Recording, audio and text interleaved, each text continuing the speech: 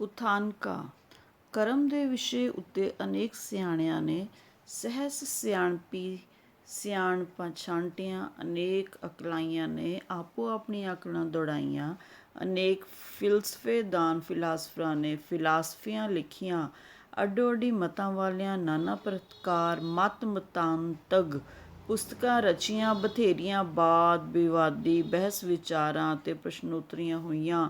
ਪੁਰਾਤਨ ਰਿਸ਼ੀਆਂ ਮੁਨੀਆਂ ਨੇ ਭਾਂਤ ਭਾਂਤ ਦੀਆਂ ਸ਼ਾਸਤਰ ਸਿਮਰਤੀਆਂ ਸੁਰਤੀਆਂ ਅਤੇ ਵੇਦ ਵੇਦਾਂਤਰੀ ਰੁਚੀਆਂ ਰਚ ਰਚ ਵੱਖੋ ਵੱਖ ਆਦਰਸ਼ਾਂ ਭਰੇ ਸਿਧਾਂਤ ਸਿੱਧ ਕੀਤੇ।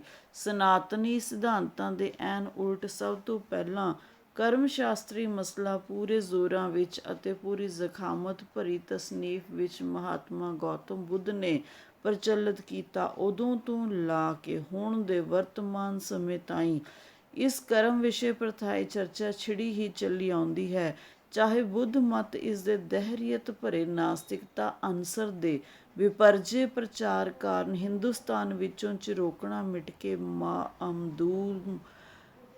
ਮਾਅਦੂਮ ਹੋ ਚੁੱਕਾ ਹੈ, ਪਰ ਇਸ ਦੇ ਕਰਮ ਸਿਧਾਂਤੀ ਬੀਜ ਅੰਸੀ ਕਾਂਡ ਦੀ ਅਹਿਮੀਅਤ ਬਣੀ ਹੀ ਰਹੀ ਅਤੇ ਹੁਣ ਤਾਈਂ ਬਣੀ ਹੀ ਚੱਲੀ ਆਉਂਦੀ ਹੈ।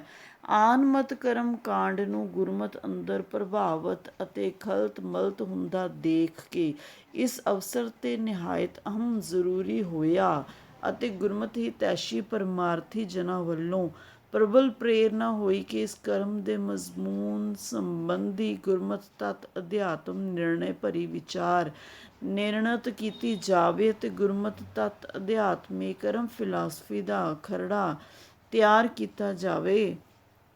ਤਾਂ ਤੇ ਗੁਰੂ ਅਕਾਲ ਪੁਰਖ ਦਾ ਆਸਰਾ ਲੈ ਕੇ ਗੁਰੂ ਕਰਤਾਰ ਅਰਪਣ ਕੀਤੀ ਗੁਰਮਤ ਵਿਚਾਰ ਅਨੁਸਾਰ ਇਹ ਖਰੜਾ ਤਿਆਰ ਕਰਕੇ ਗੁਰੂ ਪੰਥ ਦੇ ਪੇਸ਼ ਕੀਤਾ ਜਾਂਦਾ ਹੈ। ਦਾਸ ਪਾਠ ਪਹਿਲਾ ਕਰਮ ਪਦ ਦੇ ਅਰਥ। ਗੁਰਬਾਣੀ ਅੰਦਰ ਕਰਮ ਪਦ 7 ਪ੍ਰਕਾਰ ਦੇ ਅਰਥਾਂ ਵਿੱਚ ਵਰਤਿਆ ਗਿਆ ਹੈ। ਪਹਿਲਾ ਜੋ ਕੀਤਾ ਜਾਵੇ ਕੰਮ ਕਾਰਜ, ਦੂਜਾ ਕਿਸਮਤ ਤਕਦੀਰ ਭਾਗ, ਤੀਜਾ ਬਖਸ਼ਿਸ਼ ਫਜ਼ਲ ਰਹਿਮਤ ਨਦਰ ਮਿਹਰ, ਚੌਥਾ ਸ਼ੁਭ ਅਸ਼ੁਭ ਕਰਮ, ਪੰਜਵਾਂ ਸਖਾਵਤ ਦਾਤਾਪਨ, ਛੇਵਾਂ ਕਦਮ ਉਲਾਂਘ, ਸੱਤਵਾਂ ਨਿਰਣਾ ਵੇਰਵਾ ਨਿਸ਼ਾਨ। ਪਾਠ 2 ਪੂਰਬਲੇ ਕਰਮਾਂ ਦਾ ਲੇਖਾ ਲੇਖ ਅਲੇਖ ਸੁਲੇਖ।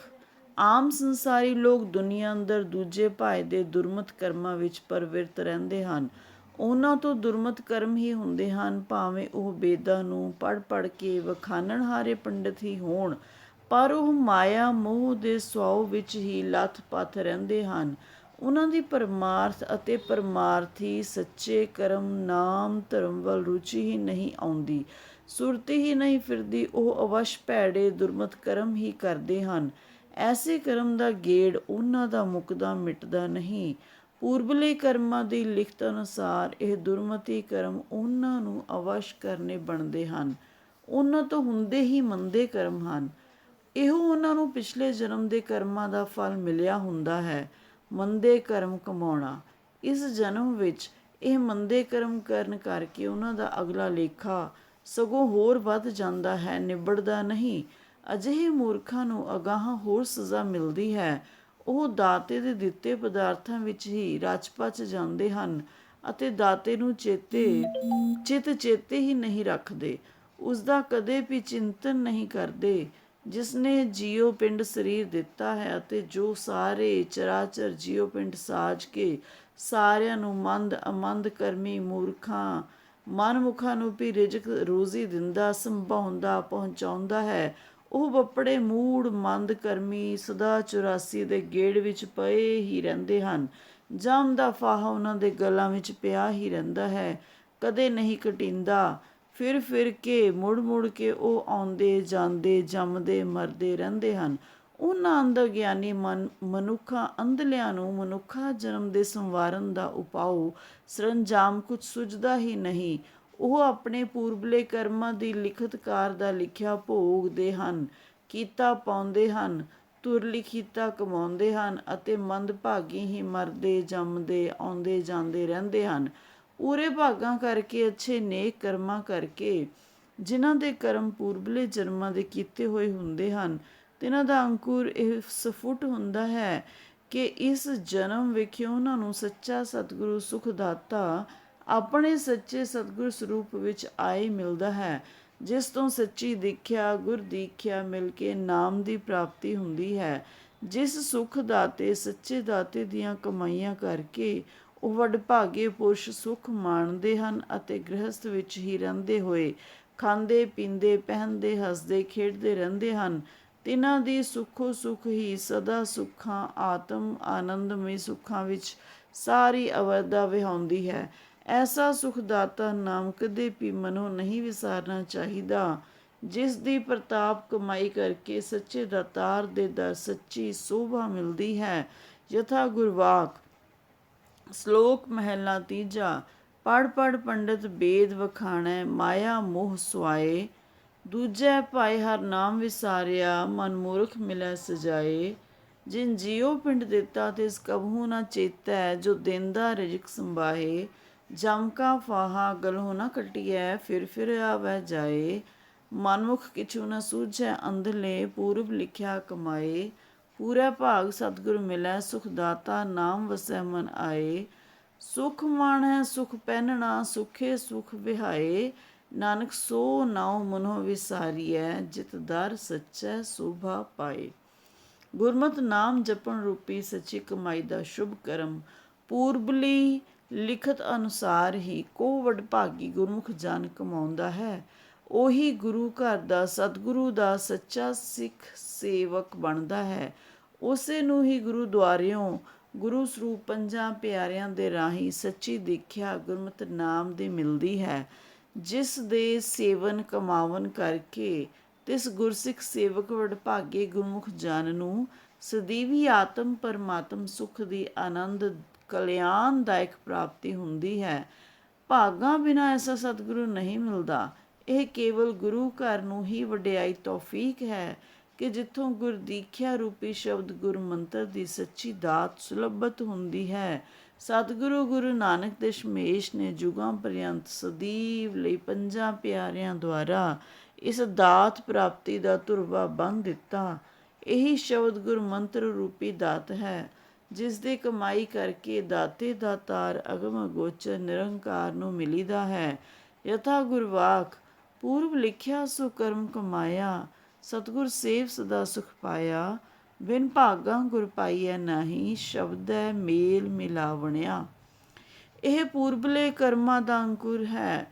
ਜਦੋਂ ਇਹ ਉਗਵਦਾ ਪੁੰਕਰਦਾ ਹੈ, ਪ੍ਰਗਟ ਉਦੇ ਹੁੰਦਾ ਹੈ, ਤਦੇ ਹੀ ਪੂਰਬ ਕਰਮੜੇ ਅੰਕੁਰ ਪ੍ਰਗਟ ਹੋਣ ਕਰ ਰਸਕ ਬੈਰਾਗੀ ਪੁਰਖ ਕਿਸੇ ਨਾਮ ਬਾਣੀ ਕੀਰਤਨ ਦੇ ਰਸੀਏ ਮਾਇਆ ਤੋਂ ਅਤੀਤ ਪਰਮਾਤਮਾ ਮਿਲਾਪ ਦੇ ਅਰੂੜ ਵੈਰਾਗ ਅਨੁਰਾਗ ਪਾਂਗੇ ਪੁੱਜੇ ਹੋਏ ਗੁਰਮੁਖ ਜਨ ਦਾ ਦਰਸ ਭੇਟ ਮਿਲਾਵਾ ਹੁੰਦਾ ਹੈ, ਜਿਸ ਦੇ ਸੁਤੇ ਪ੍ਰੇਰਨਾ ਪ੍ਰਭਾਵ ਪ੍ਰਤਾਪ ਕਰ ਉਹ ਜਗਿਆਸੂ ਉੱਤਮ ਪੁਰਸ਼ ਵਡਭਾਗਾ ਸਤਿਗੁਰੂ ਗੁਰੂ ਨਾਨਕ ਦੇ ਦਰੋਂ ਵਰੋਂ ਸੌਂਦਾ ਹੈ, ਗੁਰਮਤਿ ਨਾਮ ਦੀ ਅਮੋਲਕ ਦਾਤ ਪਾਉਂਦਾ ਹੈ।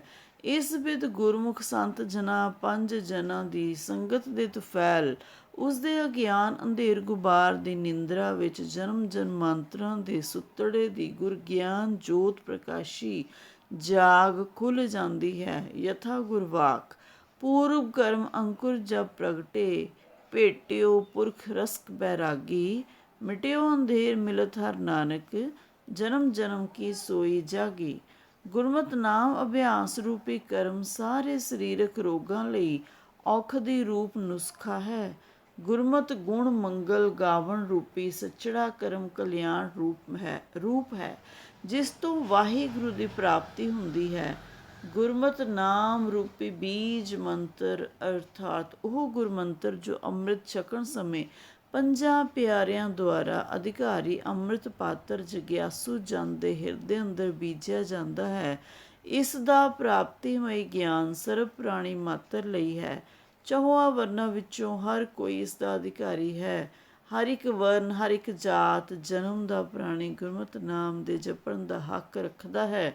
ਜੋ ਕੋਈ ਵੀ ਗੁਰਮਤਿ ਨਾਮ ਦਾ ਜਾਪ ਕਰਦਾ ਹੈ, ਭਾਵੇਂ ਕਿਸੇ ਵਰਨ ਜਾਤੀ ਵਿੱਚੋਂ ਜਨਮਿਆ ਹੋਵੇ, ਤਿਸ ਦੀ ਨਿਰਸੰਦੇਹ ਗਤ ਕਲਿਆਣ ਹੋ ਜਾਂਦੀ ਹੈ। ਪਰੰਤੂ ਇਸ ਗੁਰਮਤਿ ਨਾਮ ਦੀ ਪ੍ਰਾਪਤੀ ਅਤੇ ਜਪਣ ਦੀ ਜੁਗਤੀ ਕਿਸੇ ਵਿਰਲੇ ਵਡਭਾਗੀ ਪੁਰਸ਼ ਨੂੰ ਨਸੀਬ ਹੁੰਦੀ ਹੈ, ਜਿਸ ਨੂੰ ਗੁਰ ਘਰ ਦੀ ਸਾਧ ਸੰਗਤ, ਸੱਚੀ ਸਤ ਸੰਗਤ ਵਿੱਚ ਵਾਸਾ ਮਿਲਣ ਦੇ ਕਾਰਨ ਪੰਜਾਂ ਪਿਆਰਿਆਂ ਤੋਂ ਬੀਜ ਮੰਤਰੀ ਜੀਵਨ ਗੁੜਤੀ ਮਿਲ ਚੁੱਕੀ ਹੋਵੇ। ਹੋਰ ਕਿਸੇ ਵੀ ਜੁਗਤੀ ਦੁਆਰਾ ਗੁਰਮਤਿ ਨਾਮ ਅਤੇ ਨਾਮੀ ਵਾਹਿਗੁਰੂ ਨਹੀਂ ਪਾਇਆ ਜਾ ਸਕਦਾ। ਨਾ ਹੀ ਕਿਸੇ ਹੋਰ ਧਰਮ ਕਰਮ ਕੀਤਿਆਂ ਵਾਹਿਗੁਰੂ ਅਤੇ ਵਾਹਿਗੁਰੂ ਦਾ ਨਾਮ ਮਿਲਦਾ ਹੈ। ਬਸ ਤਿਸੇ ਨੂੰ ਮਿਲਦਾ ਹੈ ਜਿਸ ਦੇ ਪੂਰਬਲੇ ਕਰਮਾਂ ਵਿੱਚੋਂ ਧੁਰੋਂ ਕਰਮ ਵਿਧਾਤੇ ਨੇ ਲਿਖਿਆ ਹੁੰਦਾ ਹੈ, ਜਿਸ ਦੇ ਉੱਪਰ ਇਸ ਬਿਧ ਧੁਰ ਨਦਰ ਕਰਮੀ ਕਿਰਪਾ ਹੋ ਗਈ ਹੋਵੇ। ਉਸੇ ਹੀ ਗੁਰਮੁਖ ਜਨ ਦੇ ਰਿਦੰਤਰ ਅੰਤਰ ਆਤਮੇ ਹੀ ਗੁਰਮਤਿ ਨਾਮ ਦ੍ਰਿੜ ਕਰਕੇ ਧਾਰਨ ਹੁੰਦਾ ਹੈ।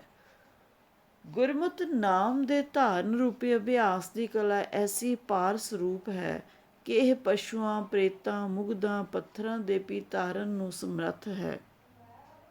ਯਥਾ ਗੁਰਵਾਕ ਬੀਜ ਮੰਤਰ ਸਰਬ ਕੋ ਗਿਆਨ, ਚੌ ਵਰਨਾ ਮੈਂ ਜਪੈ ਕਉ ਨਾਮ।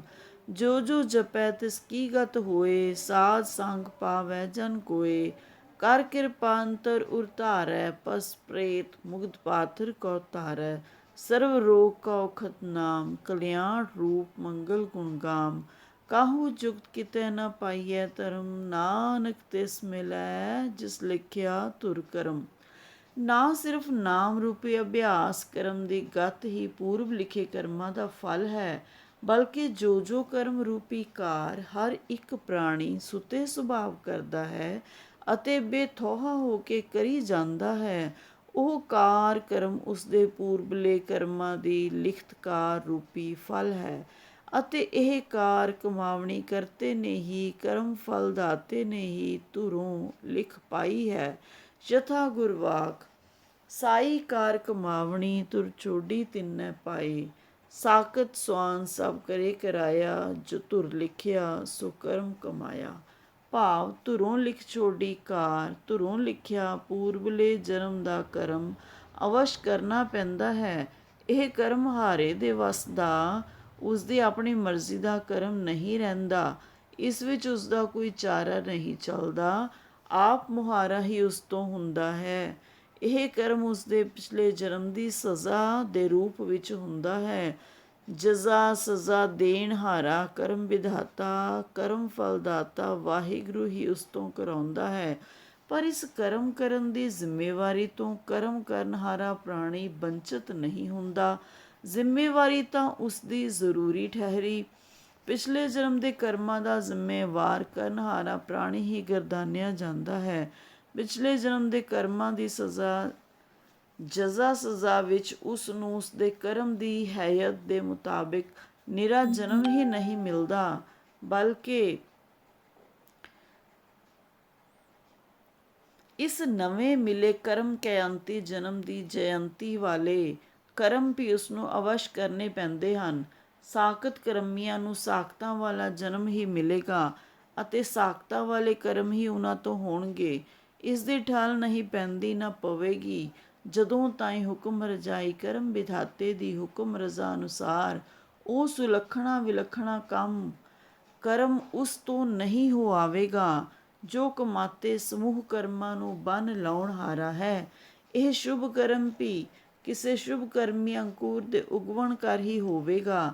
ਅਗਿਆਨੀ ਮੂੜ ਲੋਕ ਅਸ਼ੁਭ ਕਰਮਾਂ ਦਾ ਦੋਸ਼ ਤਾਂ ਕਰਾਉਣ ਹਾਰੇ ਤੇ ਲਾਉਂਦੇ ਹਨ ਅਤੇ ਸ਼ੁਭ ਕਰਮਾਂ ਦੇ ਕਰਨ ਦਾ ਕ੍ਰੈਡਿਟ ਆਪ ਲੈਂਦੇ ਹਨ। ਸ਼ੁਭ ਕਰਮਾਂ ਦੇ ਕਰਨ ਹਾਰੇ ਆਪਣੇ ਆਪ ਨੂੰ ਮੰਨਦੇ ਹਨ। ਇਹ ਉਹਨਾਂ ਦਾ ਅਨੁਮਾਨ ਬਿਲਕੁਲ ਗਲਤ ਹੈ ਅਤੇ ਉੱਕਾ ਹੀ ਗੁਰਮਤਿ ਪ੍ਰਤੀਕੂਲ ਹੈ, ਗੁਰਮਤਿ ਤੋਂ ਉਲਟ ਹੈ। ਕਰਤਾਰ ਦੇ ਘਰ ਸਦਾ ਸੱਚਾ ਨਿਉ ਹੈ। ਉਹ ਕਰਤਬਾਂ ਤੇ ਕਰਮਾਂ ਤੇ ਨਿਬੇੜਾ ਕਰਦਾ ਹੈ। ਪੂਰਬਲੇ ਜਨਮ ਦੀ ਕਰਮੀ ਕਰਤੂਤ ਅਨੁਸਾਰ ਹੀ ਨਿਉ ਨਿਬੇੜਦਾ ਹੈ। ਪਿਛਲੇ ਜਨਮ ਦੇ ਕਿਸੇ ਸ਼ੁਭ ਕਰਮ ਦੇ ਸ਼ੁਭ ਅੰਕੁਰ ਕਰਕੇ ਉਸ ਨੂੰ ਮਨੁੱਖਾ ਜਨਮ ਫੇਰ ਮਿਲਦਾ ਹੈ। ਮਨੁੱਖਾ ਜਨਮ ਦੇ ਦੇਣਹਾਰਾ ਦਾਤਾਰ ਕਰਤਾਰ ਵਾਹਿਗੁਰੂ ਹੈ। ਜਿਸ ਦੇ ਵੱਡੇ ਭਾਗ ਹੁੰਦੇ ਹਨ ਉਸ ਨੂੰ ਧੁਰ ਪਠਾਏ ਗੁਰੂ ਅਵਤਾਰ ਦਾ ਉਪਦੇਸ਼ ਕਾਟ ਕਰ ਜਾਂਦਾ ਹੈ ਅਤੇ ਉਸ ਦੇ ਦਰਸਾਏ ਸ਼ੁਭ ਵਿਲੱਖਣੀ ਕਰਮ ਨੂੰ ਕਰਨ ਵਿੱਚ ਰੁਚਿਤ ਹੋ ਜਾਂਦਾ ਹੈ। ਪ੍ਰਬਲ ਰੁਚੀ ਹੋਣ ਕਰ ਉਕਤ ਸ਼ੁਭ ਕਰਮ ਨੂੰ ਕਰਨ ਲੱਗ ਪੈਂਦਾ ਹੈ, ਤਦ ਉਸ ਦੇ ਪਿਛਲੇ ਕਰਮਾਂ ਦਾ ਵੀ ਨਿਬੇੜਾ ਹੋ ਜਾਂਦਾ ਹੈ। ਉਸ ਦੇ ਭੋਗ ਤਾਂ ਅਵਸ਼ ਭੋਗਣੇ ਪੈਂਦੇ ਹਨ। ਭੋਗਾਵਣਹਾਰਾ ਚਿੰਨ੍ਹ ਮਾਤਰ ਵਿੱਚ ਭੋਗਾਈ ਦਿੰਦਾ ਹੈ। ਜੋ ਪ੍ਰਾਣੀ ਮਾਇਕ ਪਦਾਰਥਾਂ ਦੇ ਲਾਲਚਾਂ ਵਿੱਚ ਲੱਥ-ਪੱਥ ਹੋਏ ਕੈ ਅਤੇ ਦ੍ਰਿਸ਼ਮਾਨ ਪੰਜ ਭੂਤਕ ਲਹਿਵੋ ਲਾਭ ਦੇ ਰਸਾਂ ਕਸਾਂ ਰੂਪਾਂ ਰੰਗਾਂ ਵਿੱਚ ਭੁਲਾਏਮਾਨ ਅਤੇ ਲੁਭਾਏਮਾਨ ਹੋ ਕੇ ਮਨੁੱਖਾ ਜਾਮੇ ਰੂਪੀ ਰਤਨ ਜਨਮ ਨੂੰ ਰਾਇਗਾਂ ਬੇਅਰਥ ਹੀ ਖੋਹ ਲੈਂਦੇ ਹਨ, ਤਿਨ੍ਹਾਂ ਨੂੰ ਕਰਮ ਸੁਕਰਮ ਕਰਨ ਦੀ ਔੜਨੀ ਹੀ ਨਹੀਂ ਔੜਦੀ, ਸੂਝ-ਬੂਝ ਹੀ ਨਹੀਂ ਆਉਂਦੀ, ਜਿਸ ਕਰਕੇ ਇਹ ਰਤਨ ਜਨਮ ਸਕਾਰਥਾ ਹੁੰਦਾ ਹੈ। ਉਹ ਉਸ ਸ੍ਰੇਸ਼ਟ ਸੁਕਰਮ ਨੂੰ ਕਰ ਹੀ ਨਹੀਂ ਸਕਦੇ, ਕਿਉਂਕਿ ਉਹਨਾਂ ਨੇ ਪੂਰਬਲੇ ਆਪਣੇ ਪਿਛਲੇ ਜਨਮ ਵਿੱਚ ਸੁਕਰ